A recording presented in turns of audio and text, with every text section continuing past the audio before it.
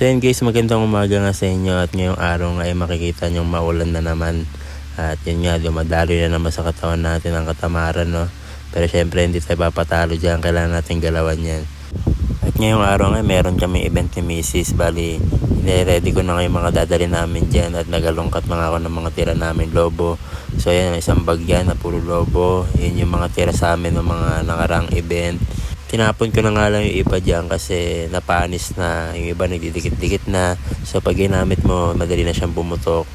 So yun nga, buti nga may nakita kami lobo na magagamit pa namin ngayong araw, kaya nakabawas din sa gastos. At yun nga, nilabas ko na nga rin yung styro name na gawa ni Mrs. Bali siya pala yung nagawa ng mga name sa backdrop namin. Dahil pasulput-sulput din yung ulan ay naisipan na namin mag-e-bike ni Mrs. At dahil malapit lang din naman yung event namin, dyan lang sa may Jollibee sa Mesomo. Iwasasin lang nga lang din pag biglang bumuwas ng malakas yung ulan at di kami mahirapan.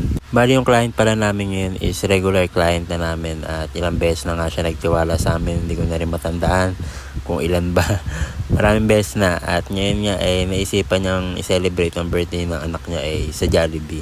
Dahil nga simple setup nga lang to kami na nga lang dalawa ni Mrs. at kaya na nga namin to. Ang mahirap lang dito sa Jollibee ay maikli lang yung oras ng pag-setup dahil sa Jollibee bida ang saya, hindi, maraming event at sunod-sunod nga yan. So ang required lang nilang pag-setup ay 30 minutes. So yan, nagsimula nga kami dyan ng 2:16 at natapos nga kami ng 2:52. So yan nga, hindi ko alam kung ilang minutes kami natapos, kayo na bala magbilang. Ang team na napili ni ma'am ay Frozen. So yun nga, bawal tayo maglagay ng mga character kasi yun yung bawal sa Jollibee.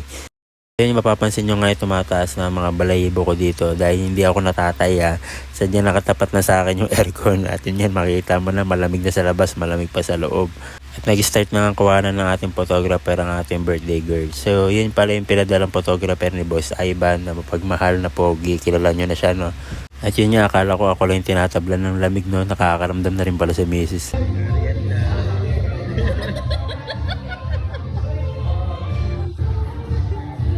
At yun nga, yung pinakahihintay natin, pinakahihintay pala namin dalawa ang pagkain. So yun, maraming salamat nga Miss Debbie. Pero kahit wala naman yan, okay lang. Malaking bagay na yung nagtiwala kayo sa amin. Siyempre, hindi kompleto ang party ko wala si Jollibee at si Hetty. Sobrang nakakatuwa nga to si Hetty at nakasalamin pa nga siya. Ay, asawa ko pala yan, aray ko. Siyempre, hindi nga rin papayag si Jollibee kung wala siyang entry, no?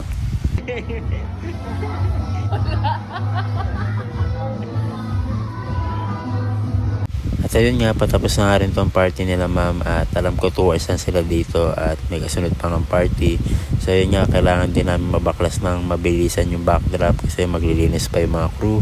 So alam naman natin yung pakiramdam ng mga crew, diba, dahil nanggaling nga rin kami ng mesa sa Jollibee at mabilis ang baklasan lang para hindi rin sila ma-hassle at makapag-prepare sila sa sunod na event.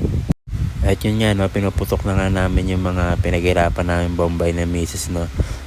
Kahit masakit, sabi nga na Elsa, let it go. Aray ko! At yun nga, pagkatapos sa ating putukin itong mga to, ay winalis ko na nga at para makabawas man lang sa mga trabaho nila. Yun na, hanggang dito na nga lang itong vlog na to.